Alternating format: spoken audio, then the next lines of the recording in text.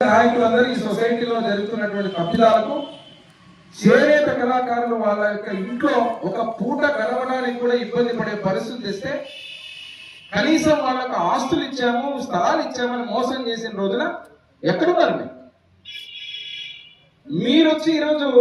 జయనాగేశ్వర రెడ్డి గురించి మా కూటమి ప్రభుత్వం గురించి ఆ పార్టీలో ఉన్న వ్యక్తి మా పార్టీలో ఉన్న వ్యక్తి మాట్లాడుతున్నారు ఏం మాట్లాడుతున్నారు ఆయన ఎవరి కల్లుడు ఎవరి కొడుకు అందరికీ తెలుసు ఎవరి స్వార్థం వాళ్ళదనే నేను చెప్తున్నా ఇప్పుడు మీరు కాదు వారసులు పద్మశ్రీ మాచార్య సోమ గారికి అసలైన వారసులు మేము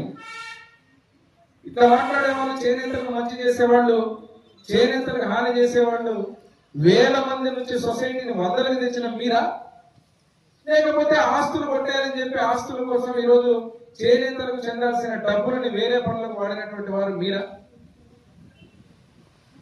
ఊరికి పెద్దలు అన్నప్పుడు గుండె మీద చేసుకుని ఆలోచించాలి చేనేతలకు మనం ఏం చేశాం ఏం చేస్తున్నాం ఏం చేయబోతున్నాం ఒక మంచి కార్యక్రమాన్ని కూడా తప్పుదో పట్టించి నేను ఈరోజు ప్రెస్ మీట్ కూడా ఎందుకు పెట్టానంటే అదేదో అంటారు ఒక నిజం చాలా ఆలస్యంగా వస్తుంది ఒక అబద్ధం మనం మాట్లాడేసరికి చుట్టేస్తుంది ఊరంతా దాన్ని ఖండించడానికి ఈరోజు మాట్లాడాలి లేకపోతే ఇట్లా పనికి మాలని మాటలు మాట్లాడేవాళ్ళు డాక్టర్ కదన్నాడు ఒకడు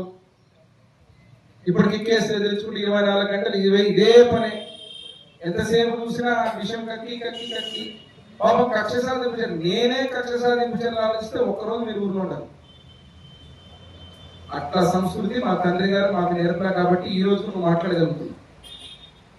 ఈ రోజు కూడా నువ్వు మాట్లాడగలుగుతున్నావు తప్పుడు మాటలు మాట్లాడగలుగుతున్నావు అంటే ఆ సంస్కృతి మా తండ్రి బివి మోహన్ రెడ్డి గారు ఎమ్మెల్యేలో ఎప్పుడు హర్షించారు ఎవరు కూడా లేకపోతే నీవు అధికారం ఉన్న రోజు 2014-19లో ఏం చేశావో 19 ఎలక్షన్లలో ఏం చేశావో 24 ఎలక్షన్లలో ఏం చేశావో ఎమ్మెల్యేలు ప్రజలందరూ తెలుసు పొద్దున్న రాత్రి లేస్తే గుర్తుకొచ్చింది నేనే కలవ కాబట్టి నేను మీ అందరినీ ఒకటే కోరుతున్నా పత్రికాముఖంగా చేనేత కళాకారులకు ఏమాత్రం మంచి చేయాలన్నా